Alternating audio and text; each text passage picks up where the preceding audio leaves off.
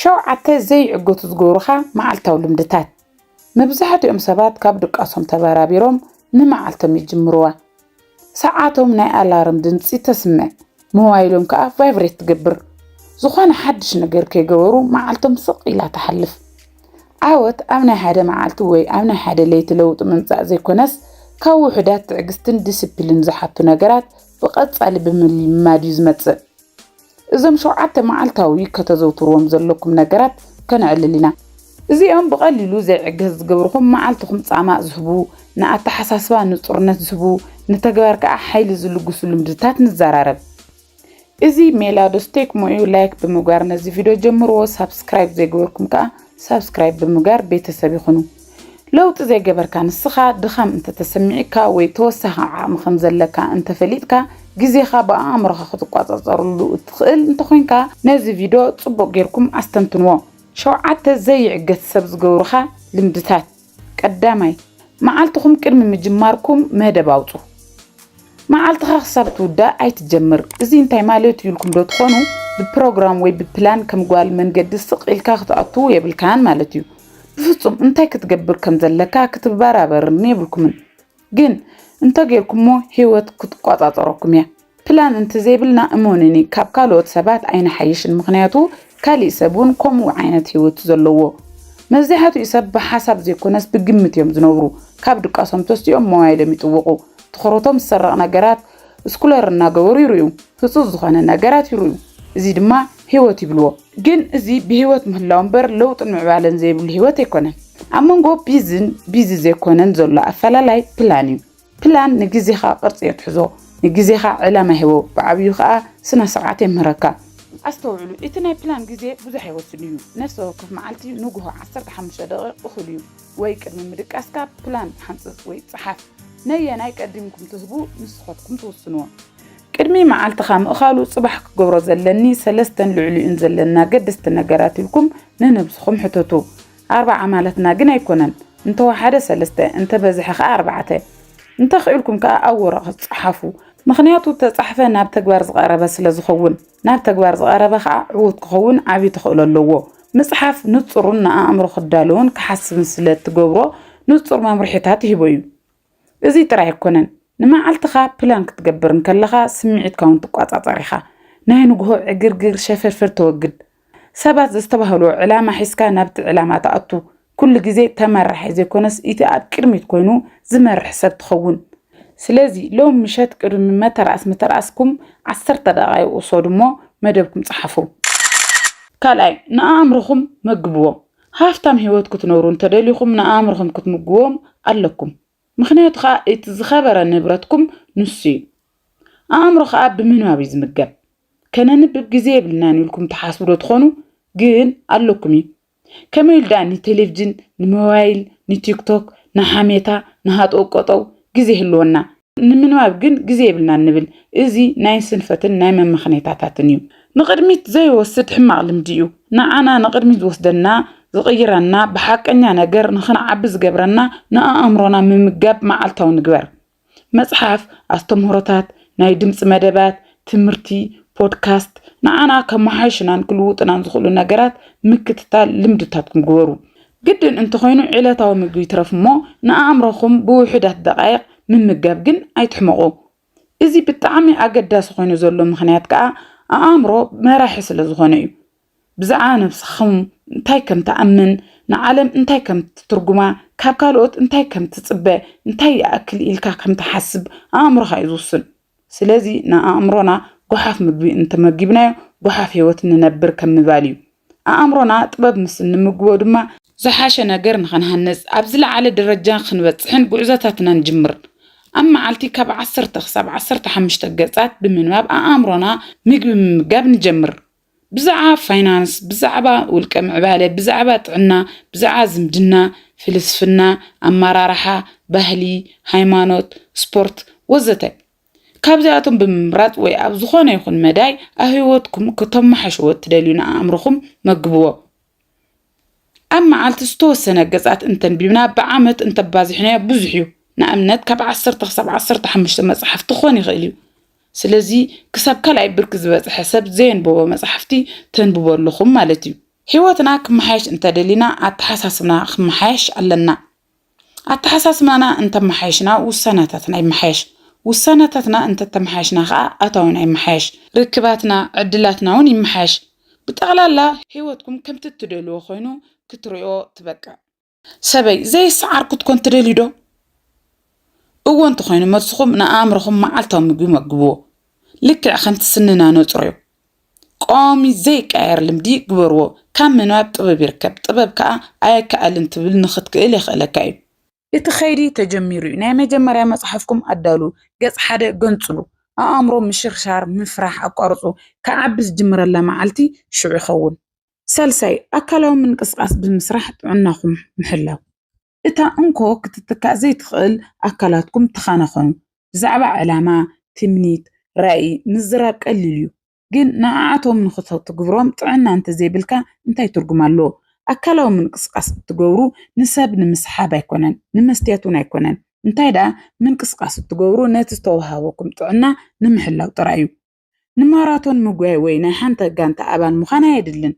معالتاو بزقبر أكلوا من قصقاس ترأيو زرليكم نقوها أكلاتكم مزرقاح أبسالو نخون أكشني أكلوا من قصقاس مقبار أبز نباركم منورو نا أقرقو عزوم مقبار إزي لو مقبرو صباحون دقاقينكم قبرو من قصقاس دفيت يفتر دفيت كا درخيت يفتر درخيت كا حيالات قبركم نا أكلاتكم تصبو غيركم مقبو تصبو غيركم تريت قبرو أكلوا من قصقاس أب تزوتر اللي هوت كندا يستفالي يسمعتكم تسمعكم تتقرموكم برأس تأماناتكم تزاربوا زيادة أب بنصر تحاسبوكم وون حيالكم ترأيو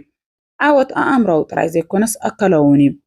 أكلات كاشلة مسزلو كل التنخا الساعة لعليبل أكلات كان مزحيلو كل لعليبل ناي تكبر سبات كنو أما عالتي نسالة دقيق أكلوا من قصقاس قبرو ولا بعصرت حمش دقيق جمرو جن حج جمرو أكلوا من قصقاس بقري مقعاز أو حدا بمخان أكلهنا مفتحتح من قصقاس ولا مسعسع تقولوا تقولوكم تراي من قصقاس يهون بر كلهم من قصقاسات سبورت يوم كان زبهال أكلوا من قصقاس نعلامة خا هيوتي زارعلو صعر زي بالعلامة خا تني ترايو كتناقحو كتمرحو كتهانصو تدلي دخم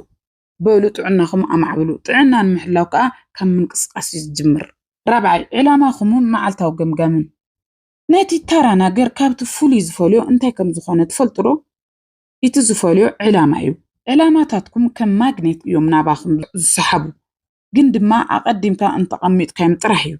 انت علامة خمزلكم نفسه وكف معلتكم انت ذكركم مترايو حاري حطوك حطوكم نابيكم تخورو تفلترو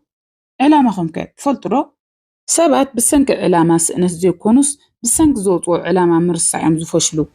حانسا بيصحفو يحقوسو دحريو أبسان دو قبيروم نتصحفو علامة خمزلوهم يحاسبو جين إت علامة قدم يمرس يعمو مخنيات خاء ما عالتا وصل زي رأيوه شتوتات عمامات تراي زي كونس انت لا علامة يوم علامة انت زي بالكخاء بصم من كتبو تتخا أب عامتكم كأم كتفشلوكم استيك قليل نقر نوسد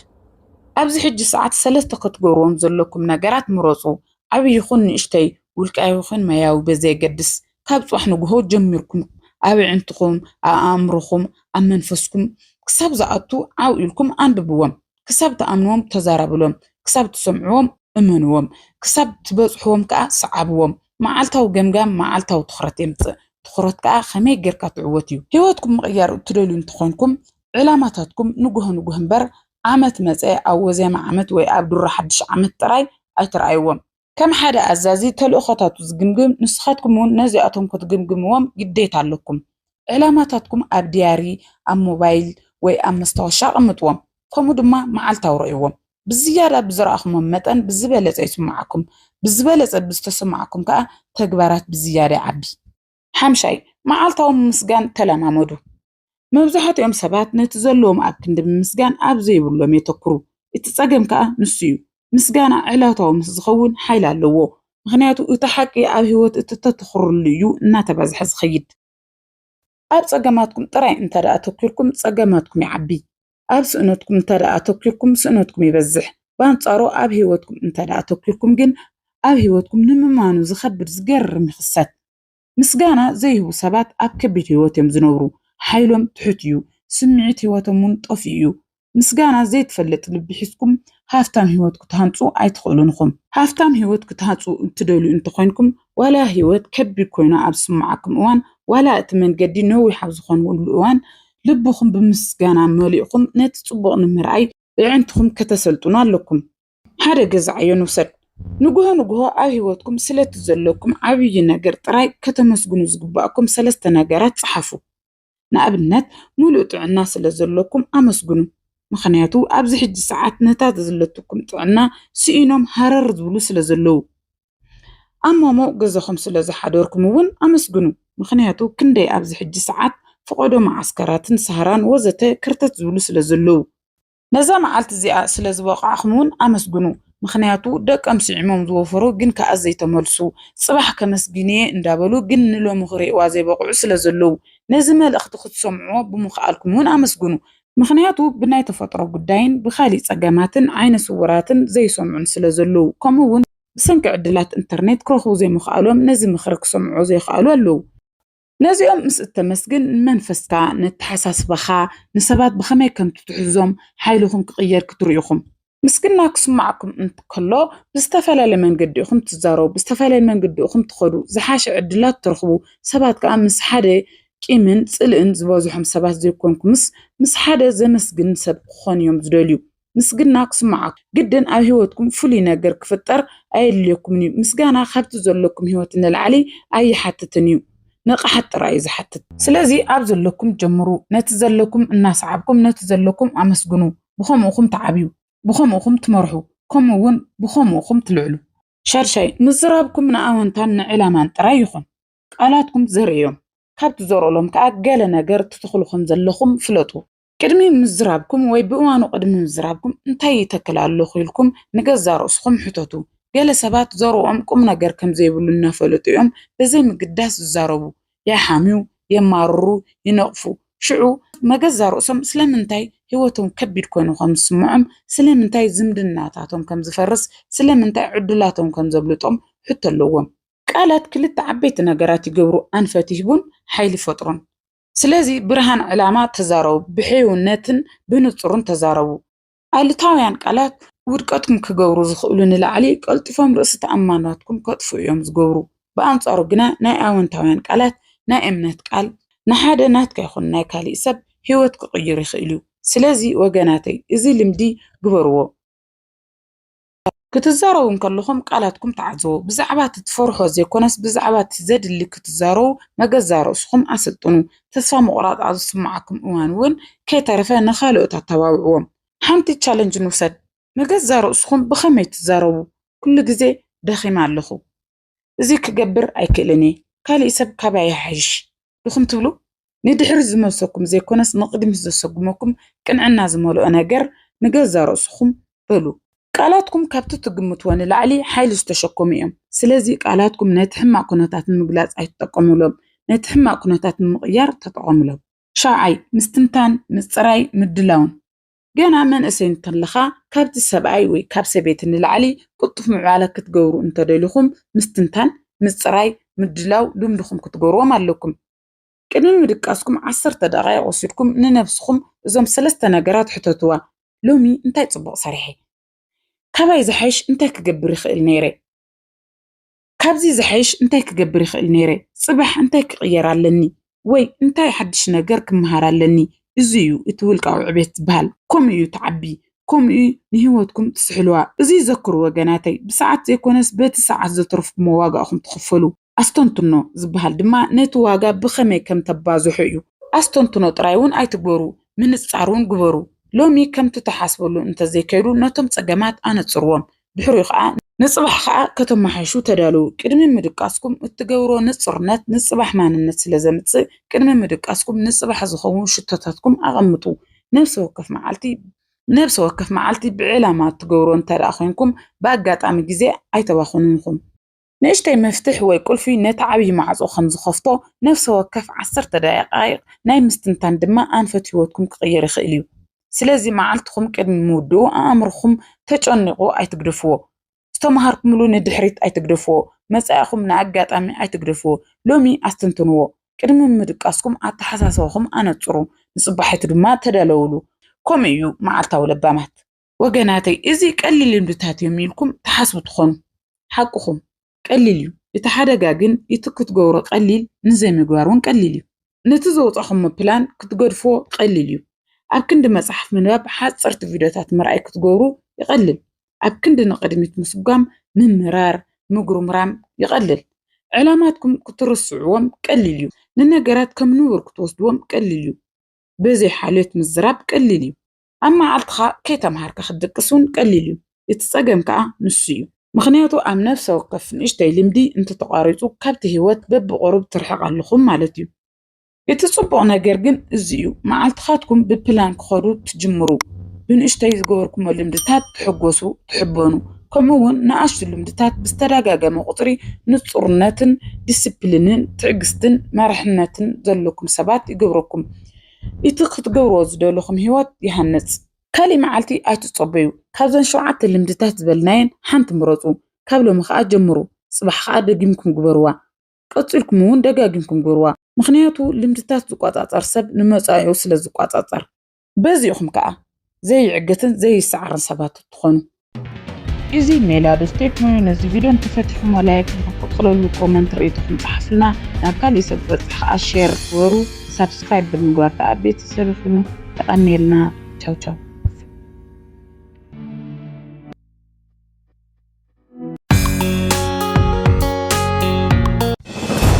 كلاتنا زسمع معنا حدا حق له نسخة كلاتنا مغيار ويملوات ندلينا حجي زلنا يكونتات زخونة يكون بزي قدس قابلو من صباح زحش خونه لنا بتقم دلينا مباركس إزين كلاتنا زسمع معنا خاب كونه حدا حتو سكك حتكم نبعلكم قابلو ميدحر حمشت عامت وسيلكم أقمت ومو كاو انت عين السبك تكونون أم انت عينت كونتات كتركوتو منيو نبعلكم دحر حمشت عامت مسخكم انت عينت رحقت توقعيسكم عبزي كم زبصحكم ببعلكم بنفسكم تقرعوكم ويكا حجون أتمساسال بوتا أكما عينت لوتكم زلكم ببعلكم تقرموكم بزقرب نجار دحر حمشت عامت تتدلي وسب زمت بحدا قليلين بحدا تراز مسل مرجاني عدل يكونن بأننا قحت تزربون يكونن بقى إذن قدمت كسبومكم زخيل ويأبزلكم وخصمكم زخيل هذا مسرته وسانة ترحيب نملا سعبت كرتنا أنكو عن بعرت السعيب بسلامة أبصحكم أبصحنا خبل فتو أبزي فيديو قللت بزخونو شدشتنا عينو لمدتات كمي منتكم معبايكم تقولون دحر حمشت عامت تتدلي وسب تتدلي وهوات كمي كترخوكم تقولون كرينا ناي زخونه حاجز كيد ليكم ببعلكم طري أبجزكم متكبر ادخلوا لهم بطعم قللت زبهلو جن كأ منتكم من أبتدلي وملك مقيار زخولكم يوم سلازي نزي فيديو لايك بمجارك سامود داتا تعزو مصنعتات كم زحبروا كابدك أسنا مستلعلنا ندحر زلو نهي مجمرتات 9 دقائق وشتي أمرنا كاب زخونه معالتي بزبالة 4% نلعلي فوكس مقباري خيل إذا قصبت ناتاتكم سبور باور يا مالتي كأل يخون دا أمبر مبزحتنا أزا ساعات بزحزن كونتات من تيك توكن نخالقات السوشيال ميديا سكولر مدوريتن بزي تأكمنا قراتنا نوعلا ويكا تسعات أبدك أسكت حلفوات دولي تخون إتانا ينوغو هنا آلارم تصاويت أبكن دمتسا كي تربوش من تان تساقيدكم بزت أخما قطري وحدات دقايق نبدك أسن نقايوركم ترايب كونن نايمة زايهواتكم بخفال ناقول لكم من أن دربكم من كبزوخنكم كتفلطر لكم أب عالمنا تأمر عن مسرح زلو سوات مالتون وطم نسخاتكم اتفتوهم اتدنقوهم اتخبروهم نقوها أب سوشيال ميديا سكولر ناقوركم تريوهم عوتات سبات استفلي ماجيك سلزلوهم كويكونا عوتات زخونو موچو بزخون عير نابو وزيام سلزتزاناقعون يكونن يتعاوي مستروم ناي نقوها سبات سلزخونيهم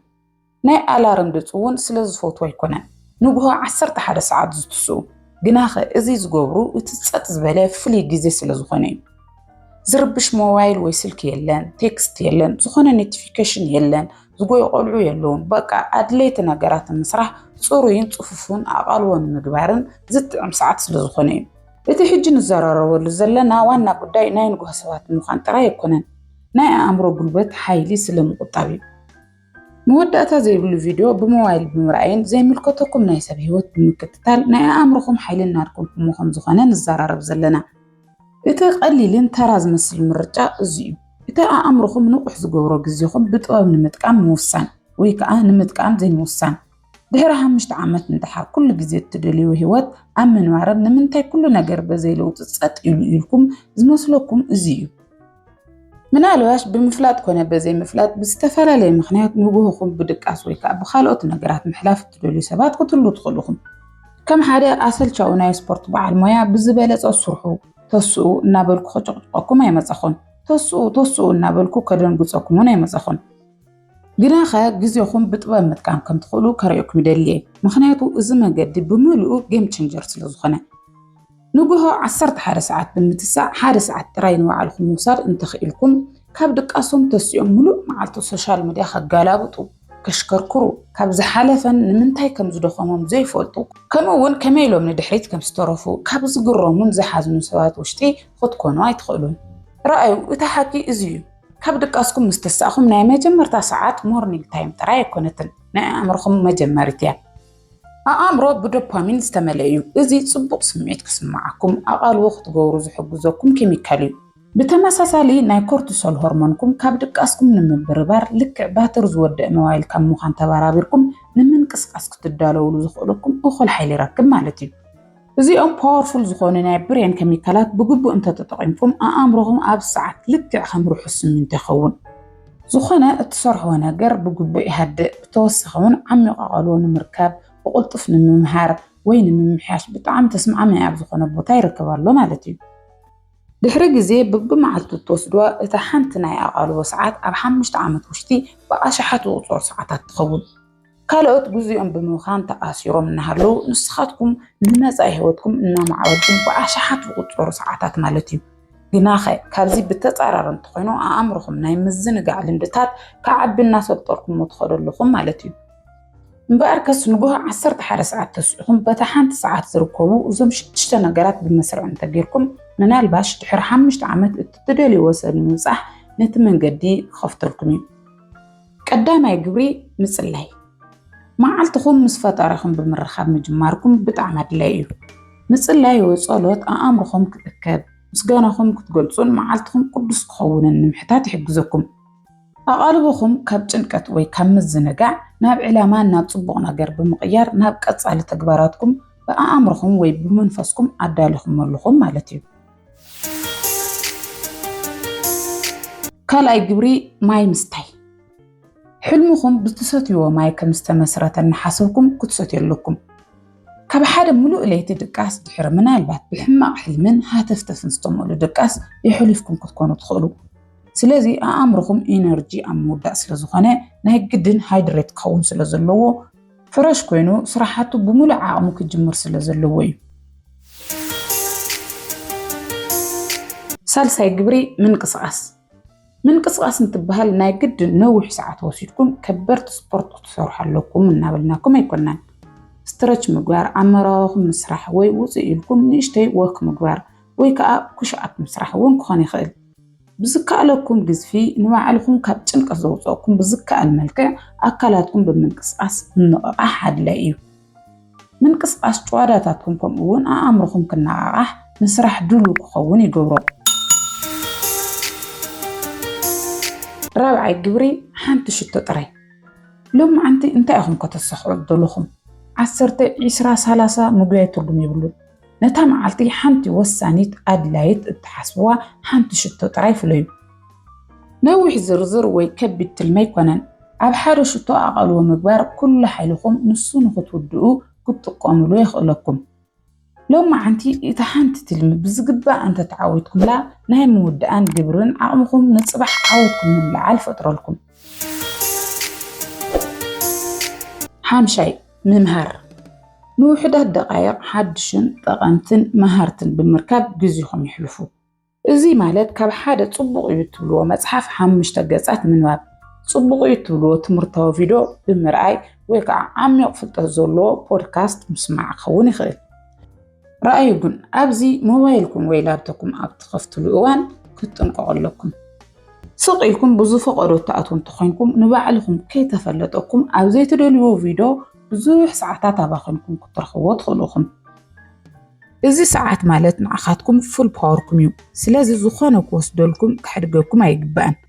ኣብ ሶሻል ሚድያ ትሚልካ ፍጥጥ ኢልካ ምውዓል ወይ ከዓ ቪድዮታት ምርኣይ ቴክስት ምፅሓፍ ፈፂምኩም ክትገርፉ ኣለኩም ኣቓልቦኹም ከምቲ ክባር ንብረትኩም ክትሕልው ኣለኩም እዞም ነገራት ከመይ ናታትኩም ሂወት ምቕያር ከም ዝኽእሉ ምፍላጥ ኣድላይ እዩ እዚ ሰዓት ስቕ ኢሉ ናይ ንጉሆ ልምዲ ጥራይ ኣይኮነን ንዘራረበሉ ዘለና መንነት ብዛዕባ ምዕባይ እዩ ዝኾነ በዘይምልከተኩም ግዜ እትገብርዎ መንነት ናይ ምዕባይ ምንቅስቃስ እዩ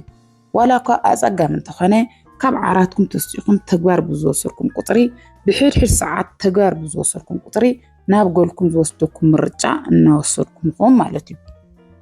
ሂወትኩም እትዕብየሉ ብቐዋምን ብድግግማትን ተግባር እምበር ብሓሳብን ቃል ብምእታው ጥራይ ኣይኮነን ሕሰብዎ ብመዓልቲ ሓደ ቃልዎ ዝመልኦ ሓደ ሰዓት ኣብ ዓመት ውሽጢ 365 ሰዓት ይኸውን እዚ ማለት 15 መዓልትታት ዘይጎደሎ ወይ ከዓ 2 ሰሙን ሙሉእ ብዘይምቁራፅ እቲ ዝበለፀ መንነትኩም ንምዃን ነፊዕኹም ዝሰርሕኹምሉ ማለት እዩ ሕጂ እዚ ናብ 5 ዓመት ቀይርዎ ብባዕልኩም ካልኣይ ዲግሪ ወይ ማስተር ከም ዝበፅሖም ምቁፃር ትኽእሉኹም ካልኦት ፊልምታት እናረኣዩ ወይ ሃርዳንሽያን ኣብ ኢንስታግራም እንታይ ዓይነት ናይ ከንፈር ቀለም ወይ ቻፕስቲክ ጌራ